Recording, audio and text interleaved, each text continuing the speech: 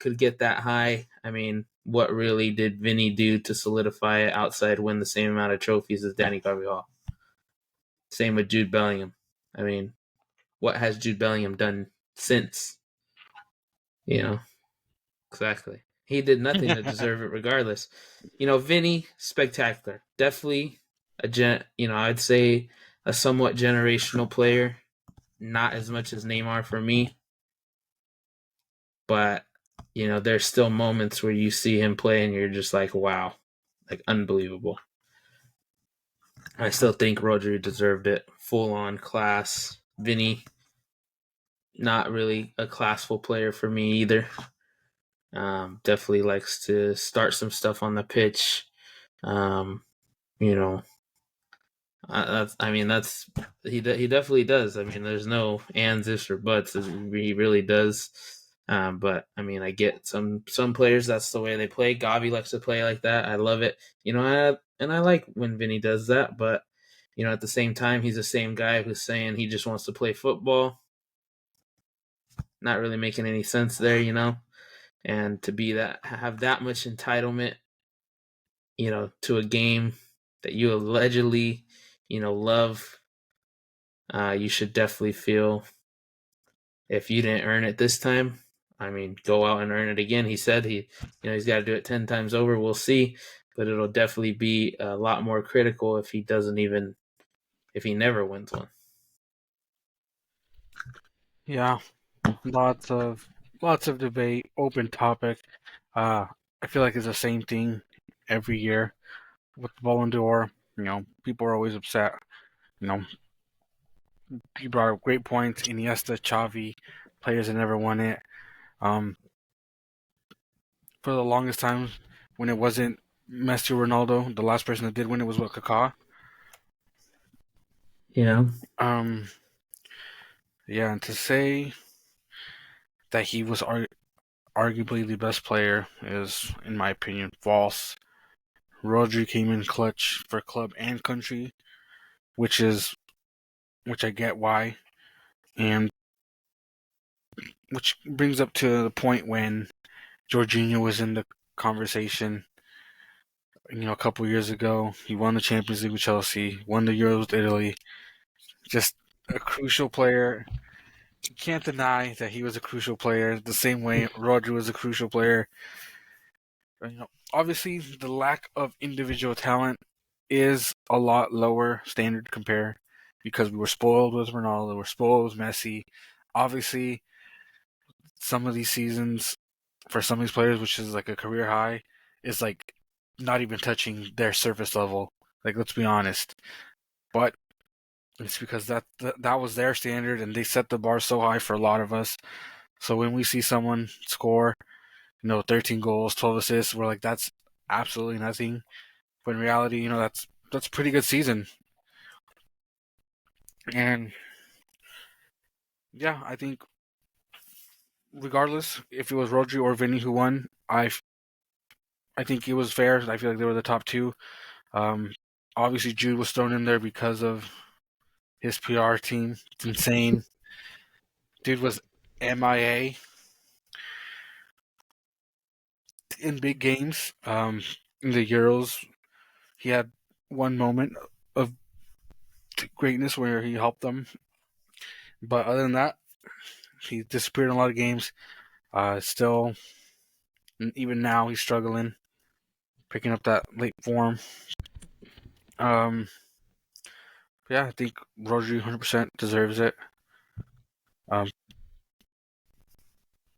So congrats to him. And Lamine Yamal, buddy, you are next.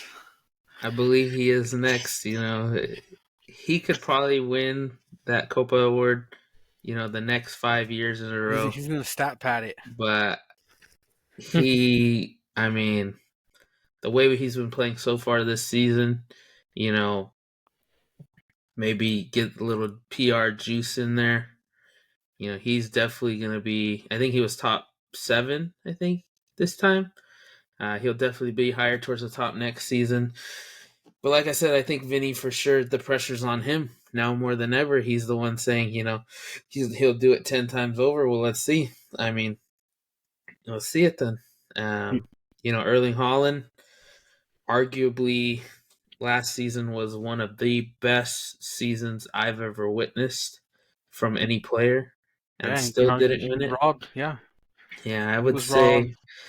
say. I mean, I wouldn't say he was robbed, but I would say that that is the level of standard that we expected from the past years we've seen with Ronaldo and Messi.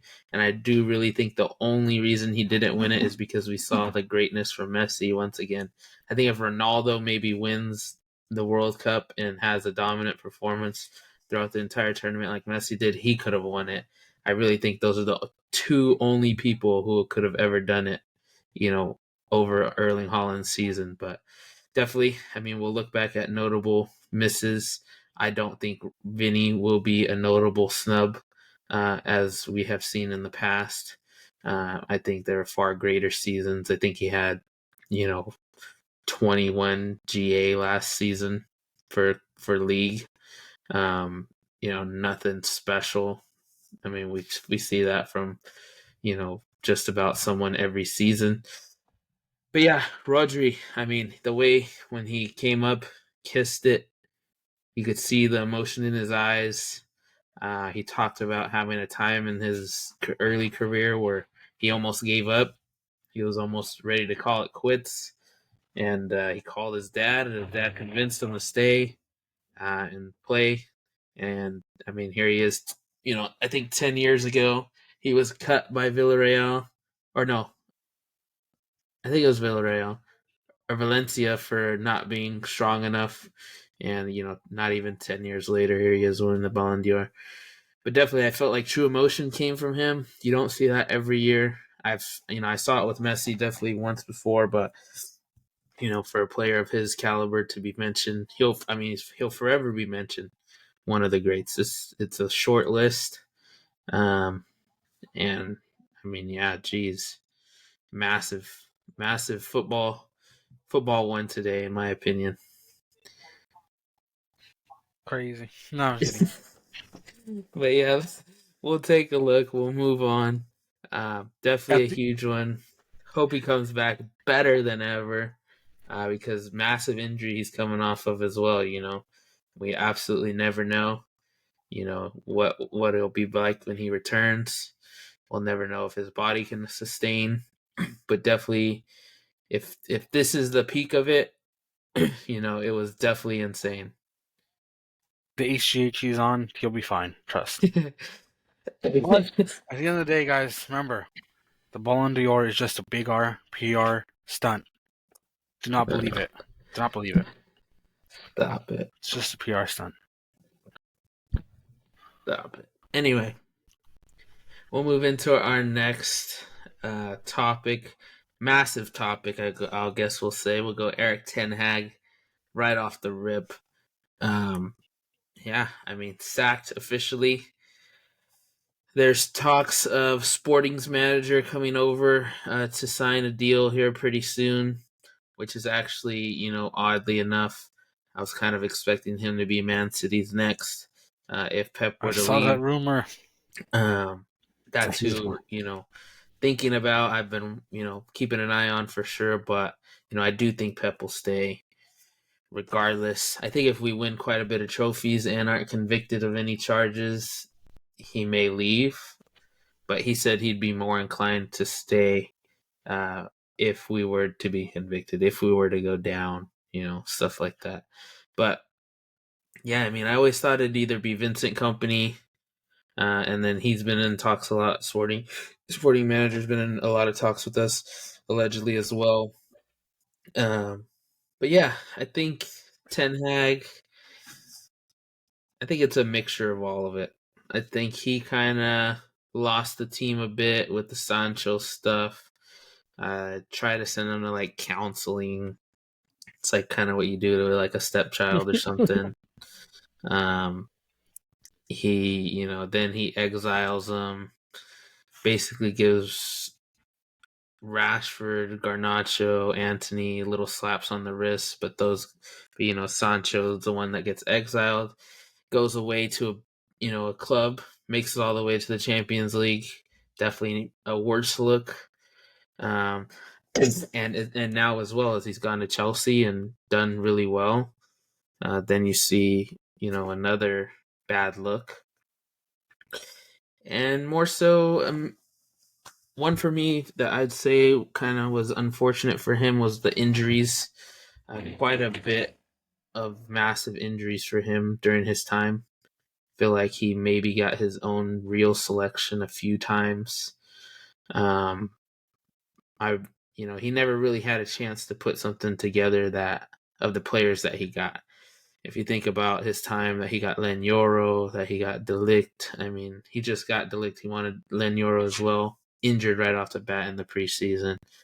Lissandro Martinez as well, injured right off the bat as soon as the start. Luke Shaw's been out an insane amount of time. I'm a Luke Shaw stan. If you don't believe that that guy is one of the best left backs in the world, you're insane. Literally, Tyler Milicia has been. We don't even know if that guy's still alive. You know, um, yeah, Rumor has it um, he'll start running once Ten Hag's officially gone. yeah. But there's just so many things, so many injuries that they've gone through that were just unfortunate. He brought in some young guys too that maybe didn't produce so well, but at the same time, if especially if you're American, you get the stigma of like a Los Angeles Lakers, um, a Boston Celtics, Dallas Cowboys. You're not winning. Something's wrong. You're getting called out. Things seem 10 times worse. That's Man United. I mean, this club could have been even like a Chelsea. Chelsea went out and I mean, after a year or so, fans, the team, owners realized that they need to rebuild. With this Man United team, I still don't see that from the ownership. I feel like they never like if the next manager fails, they really have to take a look at themselves because you need to reverse what you're trying to do and just do it a completely different way. You need to develop, you need to rebuild. I feel like Pochettino really did that for Chelsea, gained a lot of confidence in the players themselves before he left. And he's left it to, another manager who has a very, very good system, who's learned from one of the best, who instead of having players that are just, down in the dumps, kind of like how Ten Hag's leaving them, you got you got a manager that comes into a team that's excited to be able to have a chance to start, and they've done so well so far. I mean, it's kind of a similar blueprint that you'd probably want to emulate, but yeah, I just feel like it was a mix of stuff. Ten Hag is definitely better than that. Outside of the trophy, he didn't do much, and outside of that game, even I feel wasn't even. It was more Man City losing it for me than it was Manchester United winning it. Yeah, it's gonna be sad having Ten Hag gone because no more easy wins. No That's more. what you think. No, that's what you think. But um, definitely, we're gonna save it for the next episode. But the bounce back game after a manager gets fired it happens all the time. Yeah, we'll see if there's a new manager before the next match. Don't think there will be, but there could potentially be at least something lined up for maybe next week. They could be, narrowing it down a bit more. I'm sure right now already. I'm sure there's some contact already with a couple of managers, some notable managers. Graham Potter, available. Xavi, Southgate. um, yeah, Southgate, who swore he wasn't considering it, but now that he is available, he's often quiet at Manchester United games as well. Um, and someone, I mean, in the England world is considered, really top manager. Uh, United could very well go that way. And I mean, Nagelsmann is with Germany right now. That would be someone who I would be probably looking at too. Um, but yeah, I just think there's some time that needs to be taken. I think you could live with the interim manager for a bit, especially given where they already are this season. Obviously, you don't want your worst season ever, but no, he's mate's too old, mate. Um, but you kind Um, of have a scapegoat a bit with Ten the Hag. scapegoat is gone now. Were it to happen now, because I mean, if you think about it, it's not going to be on the interim manager at this point. You know, I think it's Van Nistelrooy. it's too it's going to be too far gone, I guess you could say. I mean, think of it. They're in 14th place. How many teams in 14th place, ever jump up so high that they finish top four? It's very, very seldom. So, Chelsea last season. I would say they should shoot for a 8 to 10 spot. Take as much time you need on a manager. For me, I don't understand how they hire managers so quickly off of, an interview, maybe two interviews. You always want to find a guy that thinks the way you want them to think, or at least has some respect or something they can prove to you, in a sense. Especially if it's one of these guys that are like available, not with the club. You can absolutely take your time. You can absolutely, get a feel for what type of manager they really are if they want you to. It's always tough with a manager that, always that has another team already.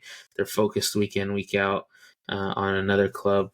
But, at times those are always the better ones too. We always see these coaches from smaller leagues, or, coming up and doing really, really well. So we'll see what happens. But I think they should definitely take their time if they want to get it right. But I hope they just quick fire Southgate and we call it a day. Yeah, another manager linked as well, Thomas Frank, Brentford manager. He said at this moment he's focused on Brentford, but potentially could be, He is very good as well. could be the signing for, the next season if they write it out with, a short-term manager. Yeah, and I feel as if they're saying Steve Cooper could be out. You never know with United. Never know what they're gonna do. But yeah, I just feel like there's a couple good ones out there. They could always try to steal someone. David Moyes is also available. A return. You know, I mean, he could I get would the job never. done maybe for the end of the season. You don't know. Yeah, you never know. I mean, there's so many things, so many ones shockers. We'll find out for sure, but until then, we can only speculate. But yeah, I think I don't know, mixed emotions for me for sure.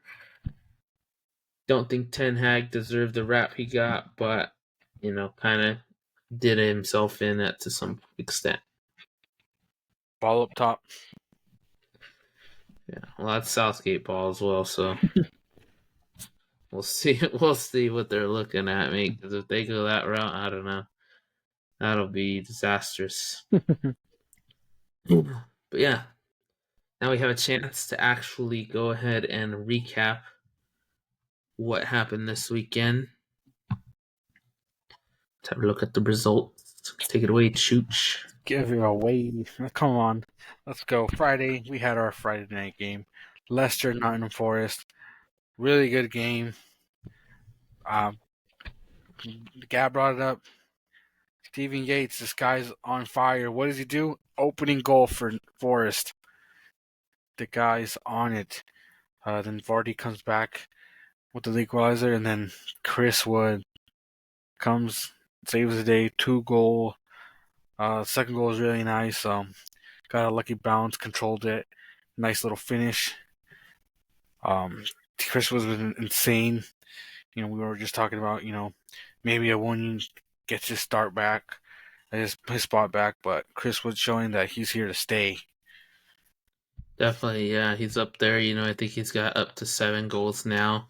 Yeah, 7 goals, so tied for third with Cole Palmer, which is, Cole Palmer's massive name for sure. Chris Wood to be up there, definitely one of the dark horses this season. Um, you know, we kind of knew that Owoniyi was still out injured at the start of the season, and Chris Wood had a chance to make a name for himself in a say. But definitely, revenge, not necessarily revenge game, but against your old club. Ryan Yates, Chris Wood both show up against their old clubs and make an absolute, baller performances. I think I picked this one pretty close.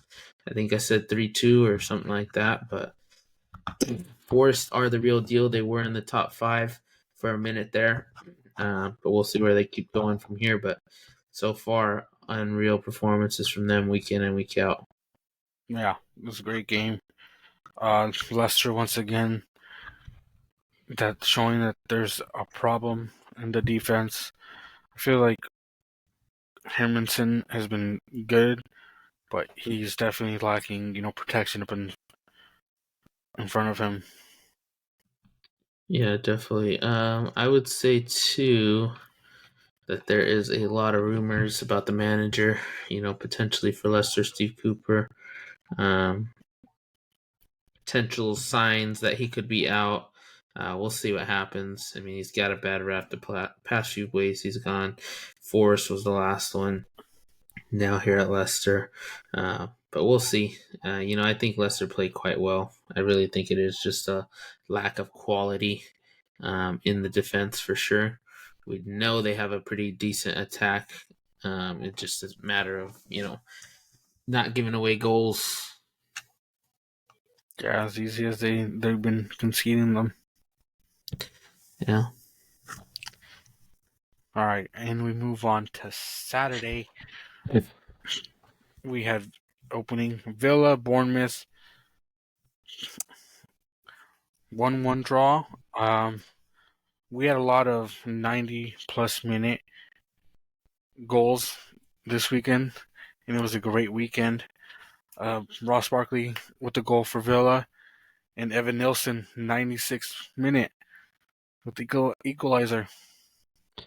Yeah, definitely. Tough one for Emi Martinez, back-to-back Yashin award winner officially. Off the set piece, off a nice header. Was a really good one from Evan Nielsen. Saved them for sure. But yeah, Villa, not something we too much expected from them. They had a couple good chances, but just couldn't take care of it. And Ross Barkley gets his first for the club in a long, long time. Yeah, good to see him on the score sheet. He came on for Onana, who I feel like Onana played, pretty poor that first half. You see it straight away with him getting subbed off second half. Yeah.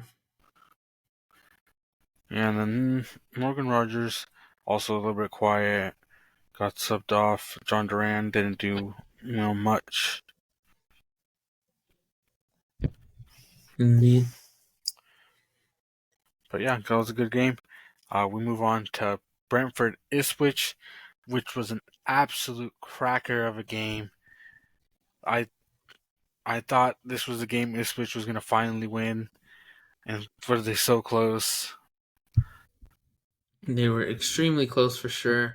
Jan Wissa returns with his dynamic duo mate Mm-hmm. Brian and Buemo.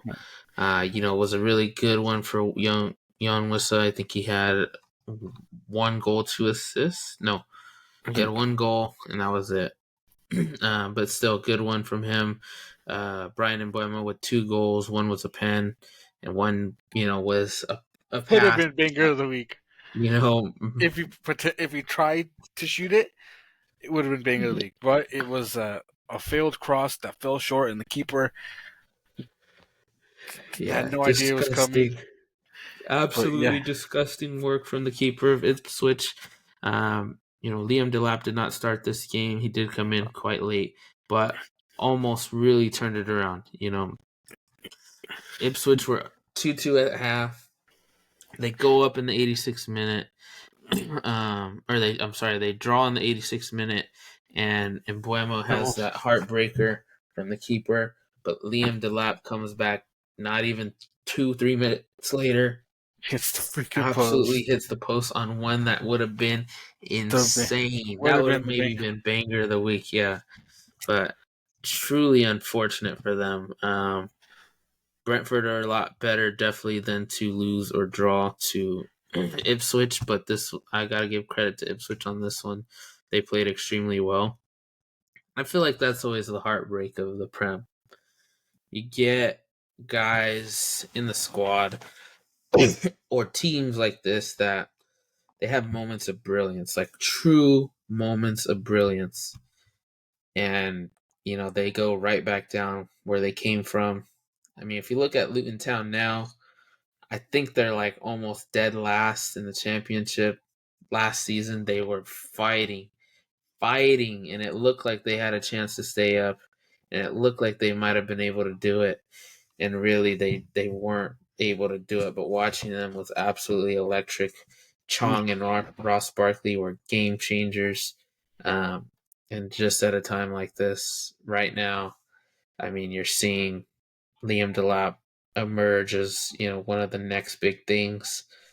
Someone that I could see going to like a Bournemouth. Taking that step up, staying in the Prem, going to a semi better team. I don't think he's quite one of the top guys yet for sure, but outside of the top six, he's somewhere on a team. 6 to 12. Like a Fulham would be maybe really good if they lose Raul Jimenez, Rodrigo Muniz, something like that. That would be a really good spot for him. Yeah. But yeah, Ipswich can only blame themselves. They got the 2-0 lead, completely blew it. And, and then the red card obviously didn't help either. Yeah, definitely. But yeah, let's go. We move on to the next game. We had Brighton Wolves. We thought this was the game. Wolves had a chance to win it, but Danny Welbeck has been insane. Scores the opening goal. Then Brighton go 2-0 up, and then Norrie scores in the 88th minute, and Matthias Cunha saves it in the 93rd minute. I'd say this is one that Brighton lost because they had a 4v1 opportunity. Yeah. Passed it right to the defender. Squander it. And then even Matthias Cunha, his goal, he seemed very, very indecisive right there in the final third. Yeah, he had plenty of options. I thought he pass, wasted it. Yeah. And yeah, we thought initially it looked like he was the keeper had an easy save, and boom, gets away with the goal somehow. Yeah, definitely. That was definitely a crazy one. Yeah, Evan Ferguson bags a goal too. I think he's 19 years old right now. But yeah, that's definitely a good one. Surpriser for some, but we thought this was for sure one Wolves could win. But I mean, it's a decent result for them against the level of competition they played. How hot Brighton have been. This one for sure for me, if I'm a Wolves fan, seems like a win. Yeah, it's a very, very good performance from Wolves. Despite going down. But yeah, they're gonna have to keep pushing to get that win that they desperately need, and they need it soon. Yeah. Wolves are staying up, in my opinion. They're staying up. It's tough to say, but we ball. I can't even remember who we chose to go down. Ipswich, Southampton, and I think Everton were mine. Ipswich. Okay. No, I swear you chose Bournemouth. No, I said that they were going to be close because they lost Solanke, but I definitely chose Southampton and Ipswich. And I think I might have chose all three that came up. But I definitely didn't expect Leicester. I mean, everyone was buying into the hype, so I was like, I don't know. They're missing the players that Shrewsbury Hall and their coach.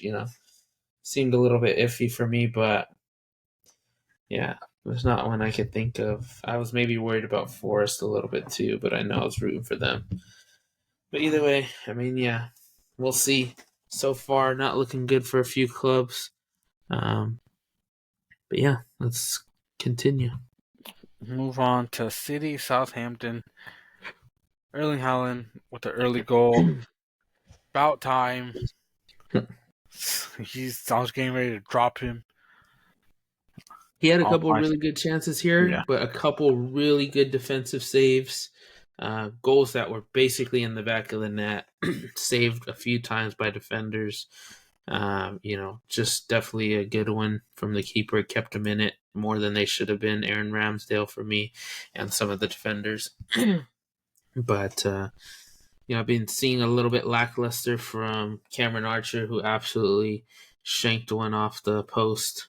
That could have been very well been a goal, but definitely, a little bit of a disappointing result for a City fan. You would have expected this one to be a 4-5-0. Matias Nunes gets the start, doesn't disappoint, absolutely kills it. He's been killing it the past few weeks. Phil Foden gets the start again, has a brilliant game as well. This was a really good one for me. Rico Lewis still manages to get the starting spot every week so far. But yeah, definitely a really short bench. Kyle Walker not even on the bench right now. They only named 7, I think. 2 of them are keepers, so a lot of people still out. Oscar Bob expected to return in just about 2 to 3 months from now. Kevin De Bruyne not quite ready yet, but we'll definitely see some stuff coming up soon. We do have a decent, not necessarily the toughest schedule right now, as opposed to our opponents who are going through quite a few good ones. But yeah, they they are pretty short on attacking options. So if they did need a goal, they didn't have much options on the bench. They had McAtee, pretty much the only attacking option. Yeah. So yeah, they're good. They're lucky to take the lead and just ride it out. That's what it's all about with these good teams. You get a goal, you ride it out, and you stay with the lead. No question over if you're going to concede or not. You just know how Yeah. to control the game. 100%. We move on to our last Saturday game. We have Everton Fulham. Another game decided at the end.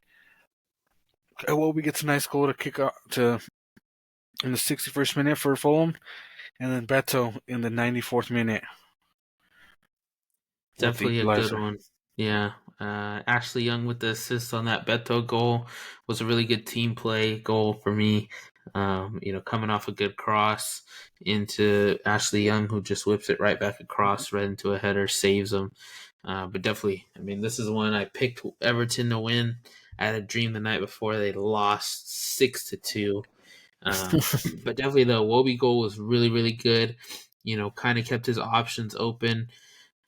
Could have, it wasn't necessarily one that I don't think the keeper could have saved, but he was, kind of probably looking like he had some options to go to and took a surprise, Yeah, really good shot on it that just caught him half that second off guard.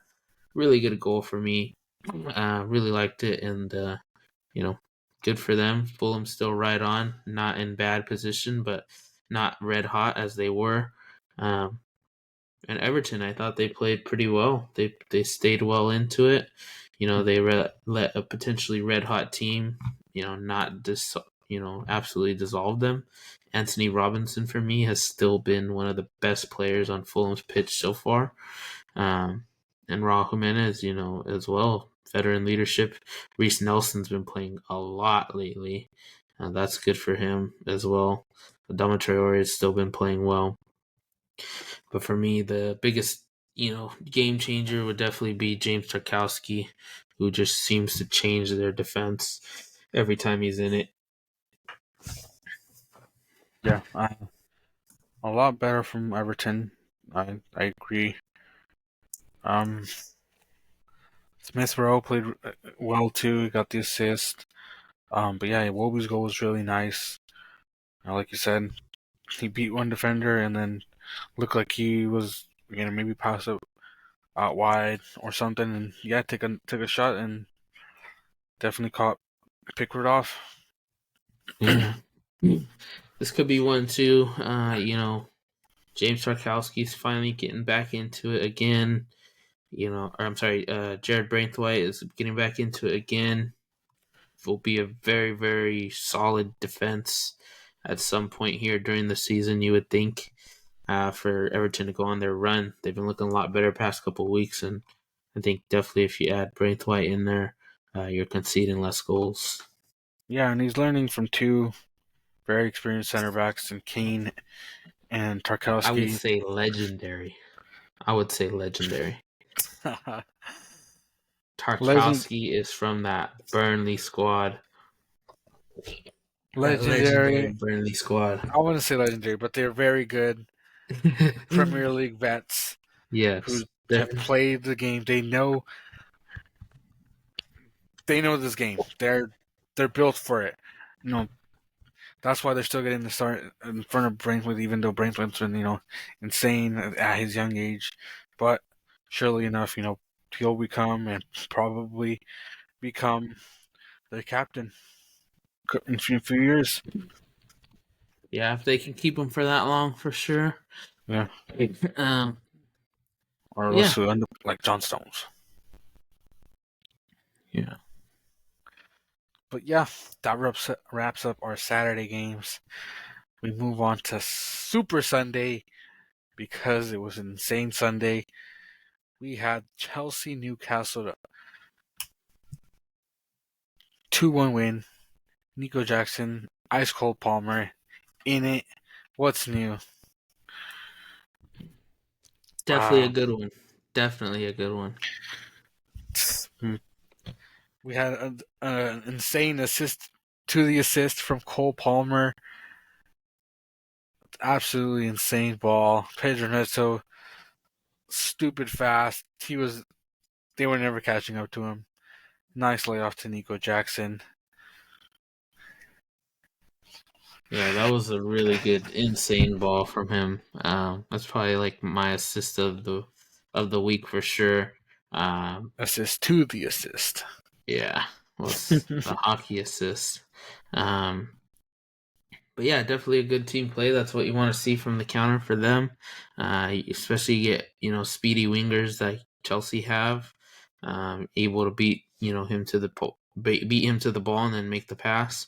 Nico Jackson, all he had to do was tap it in at that point. But probably lackluster for me from Dan Byrne. I felt like he kind of let up because he thought they were going to get to the ball first, and he did end just a few steps away from Nico Jackson at that point. So I think if you go look back at that on the film, he'll be or the manager either, or he'll be kicking himself on that one. But yeah, definitely a good one. One that I think we kind of agreed that Chelsea might get a win here. But yeah, I mean, Chelsea are rolling, it seems. Yeah, Nico Jackson, my standout player, was insane. When he and came back for the ball, passed to Cole Palmer, and he was just a hair offside.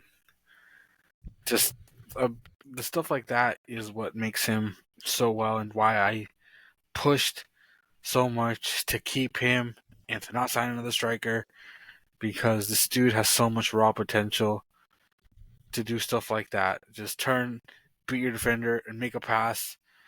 You know, Harry Kane-esque. I'm definitely myself a bit interested to see what happens with Enzo Fernandez here pretty soon. I think as we get closer to the window, we'll hear if maybe it's some drama or whatnot. That guy is not playing as much as he should be playing. Doesn't seem to be fit in the manager's preferences at this time.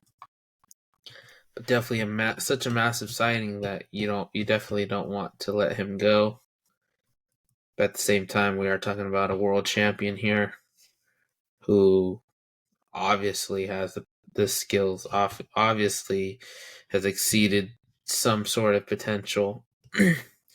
It's just interesting that he's not getting the picks, over Romeo Lavia or at times, Renato Viega. Just interesting for sure. Something to keep an eye on. I wouldn't say it's an issue right now, but it could very well be here, in the short time. Really like the Reece James at left back. Definitely an interesting one. I thought he bossed it up pretty well. Malaguso's definitely better on the right side, I'd say. And that's what you want, I'd say. In a captain, you should be able to play every position that your manager puts you in above average to allow the other players to exceed their usual averages. So good from him. Really liked it from him. Like what I've been seeing. He's been playing. He played the entirety of the match. Yeah, full 90. Game before, I think he played like 70 something, which was longer than I expected. I expected somewhere around 60 minutes. But yeah, really good from them. I mean, Chelsea are seeming to kill it right now. I think they could upgrade. The only position I see is maybe a keeper. Lunin would be a really, really good one if they could nab their hands on him. That's one I'd be looking at. You could potentially be looking at some others.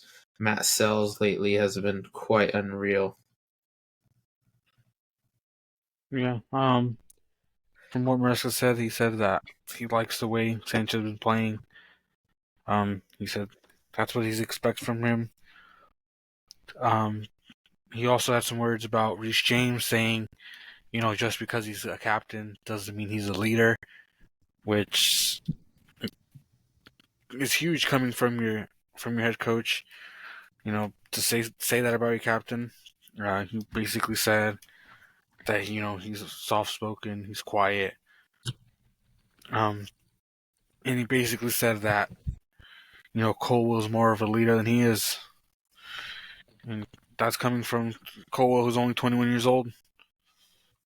Yeah, it's quite unreal for sure. Definitely something. There's always been links to Madrid and fullbacks for a little while now, a couple seasons, saying they're gonna go after Trent. Now, maybe a season and a half, 2 seasons ago, Reece James was allegedly their top target. Um, you know, Definitely interesting. He probably doesn't have the value he had once before, but you know, now's the time to get back. There was a time where conversations were Trent Alexander-Arnold or Reece James. Those conversations no longer exist, Ivan. I'm sorry. It's all Trent right. is clear right now. Fine. Trent is clear, and the debate is over at the moment. But it's his job Lives on. to bring him back. Lives on. But It yeah, doesn't live definitely. on yet. It does not live on. He will prove a point. Now. Yeah, definitely. I mean, there's been quite a good fullbacks lately. We kind of scoffed a bit at Trent saying he thinks he could win the Ballon d'Or, and that would be his next great achievement over a Champions League, over anything else. I mean, he said Ballon d'Or would be the next best thing. He even said over a World Cup. So, I mean, we kind of scoffed at it. We saw Danny Carvajal get this close. A fullback has never won the Ballon d'Or. So definitely quite interesting if he could be the first, but you start to look and he's getting older. He would definitely have to go to a Madrid. He would definitely have to go to a Barcelona, something of that sort. Um, a Manchester United, dare you say? He will never do it. But you know what I mean. You have to go to one of the biggest clubs in the world. Liverpool are still a massive club, but they're not top three. Biggest clubs in the world. Top two, those are where you get the most notable recognition. As you see, Madrid have players in the top five every season. Top five, I think four or three were, yeah, Mbappe was six. So now top five, three were Madrid, and they finished 2, 3, 4. Disgusting. I mean, yeah, quite unreal, but I mean, that's the type of recognition it gets you. And, obviously his best mate, Jude Bellingham's over there. So we'll see what happens. The contract expires, I think, at the end of next season. And we'll see what happens from there. Yeah. And so we move on. We had Palace, Tottenham, nice little London derby. Jean-Philippe Mateta with a goal, The only goal. the only goal, and Eze with an assist. Yeah, this one was a good one for me. Tottenham, bottled it. Still, didn't really play great. Heung Son's out. Timo Werner did not get the start. Richarlison did not get the start. They opt to go with the really youngster Mikey Moore, who's not bad. I mean, you see, I think he's in some Pro Direct videos actually himself, and he's been all right. Um, but yeah, I think Kulusevski really needed to step up. So did James Madison, and they really didn't.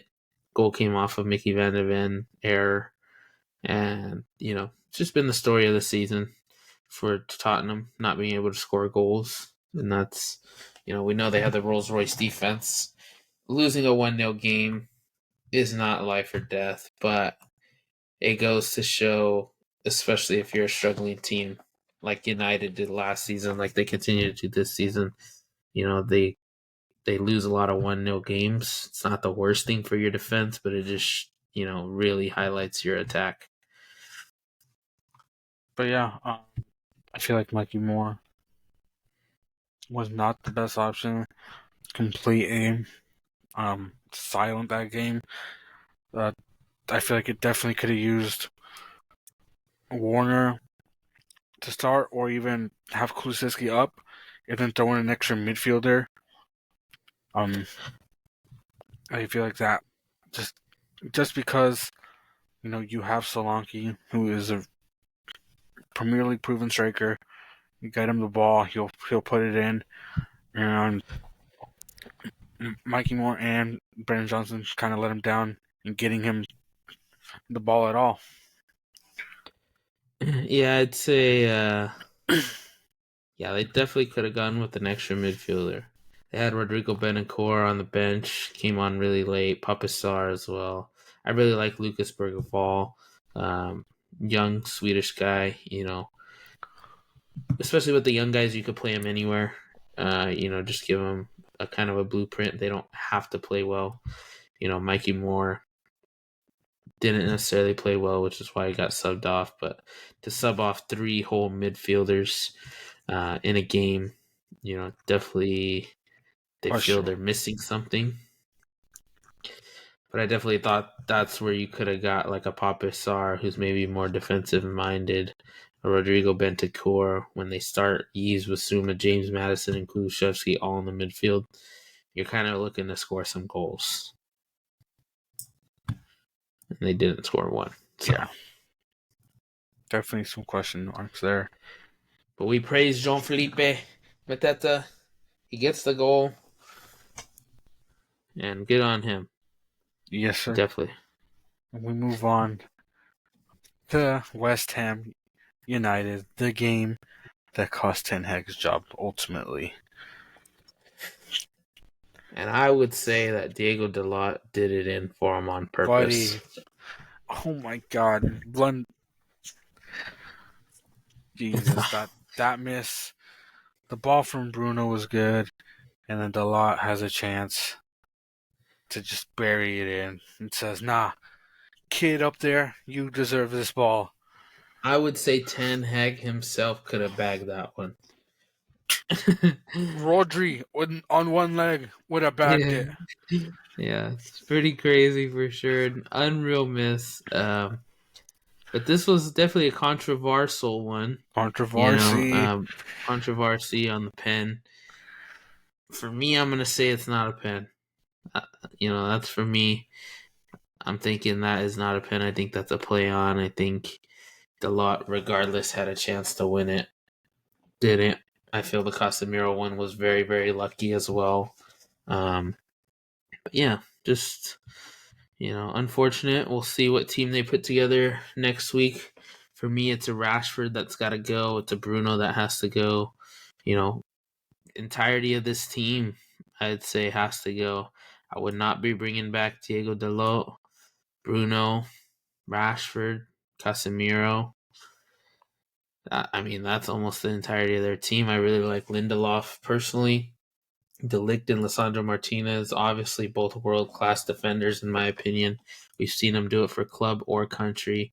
We saw Matthias De Ligt absolutely boss, other places.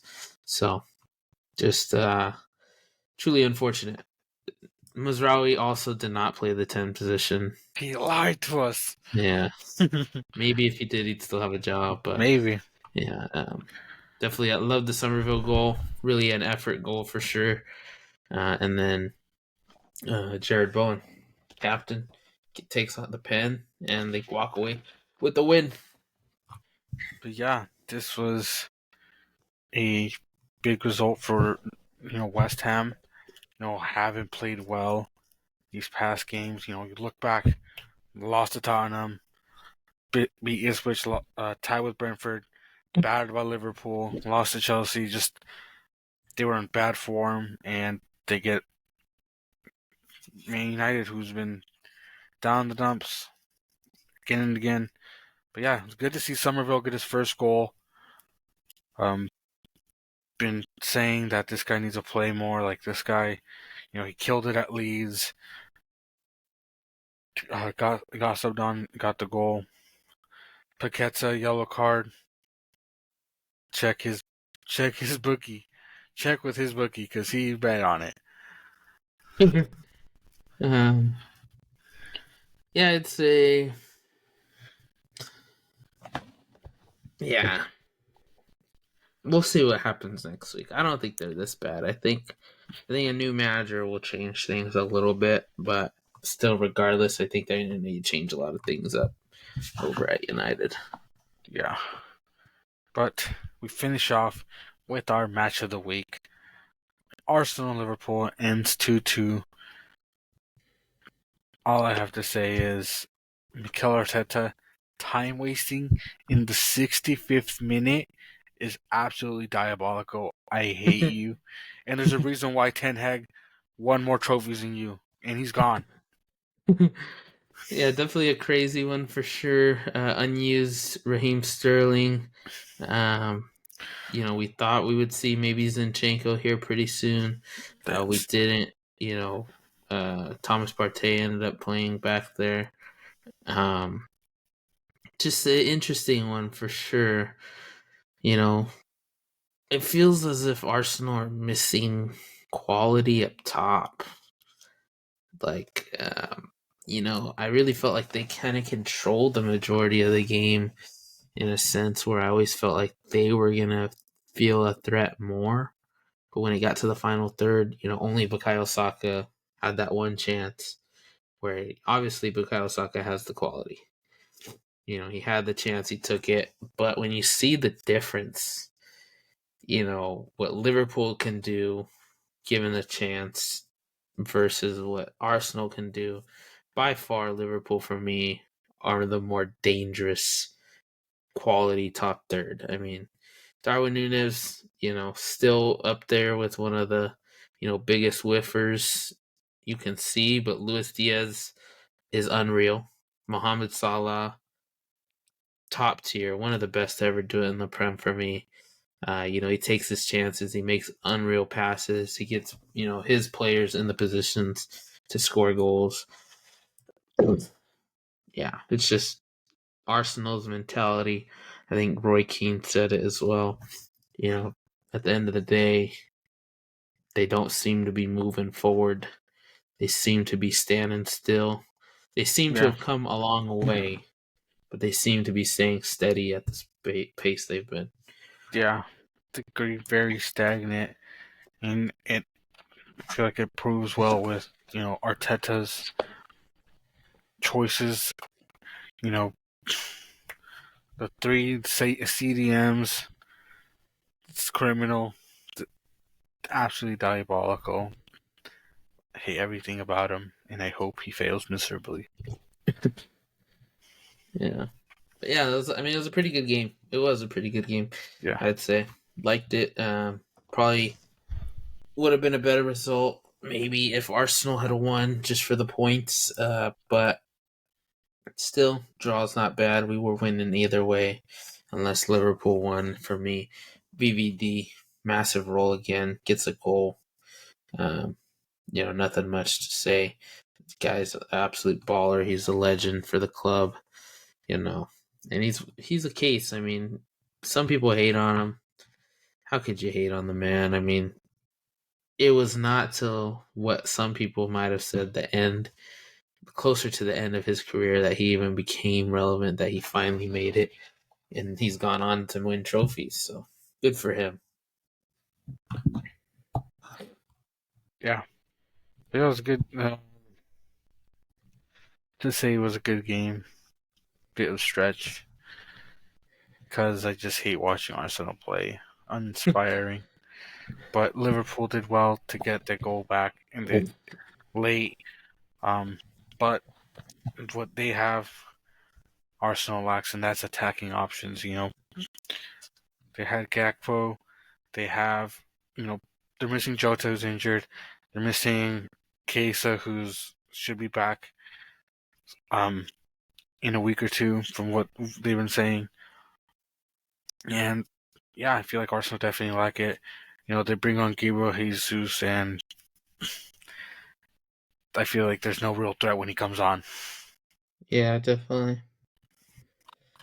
Yeah, that's our matches for the week for the Prem. We had Erling Haaland move up to 11 goals. Brian and Buemo slot in the second with 8 goals. Cole Palmer and Chris Wood both tied for third. Bukayo Saka still leads with assists, right in front of Cole Palmer and Mo Salah. And we'll take a quick look at the Carabao Cup games. There's only a few. Tomorrow we only have 2, Southampton and Stoke City. Should be a really good one. Shouldn't be too much one-sided. Brentford and Sheffield Wednesday. Brentford obviously should win that one. I'm probably thinking maybe a rest for Brian and Buemo, but Yves Bissouma should have some time just to get back into it like he did. A massive one on Wednesday. Brighton Hove versus Liverpool will be a really good one. Surely Evan Ferguson will play. Hopefully he'll start. He's been getting in a good rhythm. But Liverpool should take that one for sure for me. Wednesday, we also have Aston Villa Crystal Palace. Could be one for Crystal Palace to get some groove in. Maybe catching a lackluster Villa, but Villa's still top tier in all competitions so far. Yeah. Man United, this is the bounce back game for them. Leicester City. Ten Hag won. I could say Leicester would come and win or come and get the steal. Not too sure what we're gonna see. I'm going Leicester anyway. Jamie Vardy's gonna have a party. And we Nah, have he a could get repeat her. of the league. We have Newcastle versus Chelsea. Expecting the Chelsea one again. Is Cole Palmer in this squad? I don't know. B team. B Yeah. team. Ciao, The other 20 Felix. players are about to come in and have Renato their time. Biega. Masterclass. uh, a bashing here. And Cuckoo. Preston North End versus Arsenal. Should be an easy one. Zinchenko, brother is praying for some time. If he starts, that's a miracle, because I'm thinking 3 defensive mids again. Yeah, we'll see. And then probably one of the matches of the week for sure in the Carabao Cup, Tottenham versus Man City. Should be a good one on Wednesday as late well. kickoff for that one. Yeah, really late kickoff. Gonna be tough. I mean, Man City are used to it, but should hopefully see a Phil Foden again. He's earning his way back into the squad for sure. Been looking really, really well. And then we'll be without Jack Grealish for a bit. We'll be No without Doku. no Doku will be out even longer. De Bruyne is still not ready. Kyle Walker's still not ready. Um, Obviously, Rodri, Ballon d'Or done for this season, and yeah, that's it. That's Yeah, all we got. that's all we got so far. We'll be back Thursday, recap this Carroll Cup, and we'll talk pregame for our weekend. Not all you guys can Yeah, relate. yeah, for real, crazy. But yeah, thank you guys for watching. Don't forget to like, comment, subscribe, share. This will be out tomorrow afternoon, and we will be back on Friday. Any last words? Nope. We'll see you for our Halloween spectacular. Halloween special next week. Halloween. It's this week. Be there or be spooked. Yeah. Oh goodness, I can't wait to see what you got. Wow. All right. Well, you were kicking it with Gab. Chuch.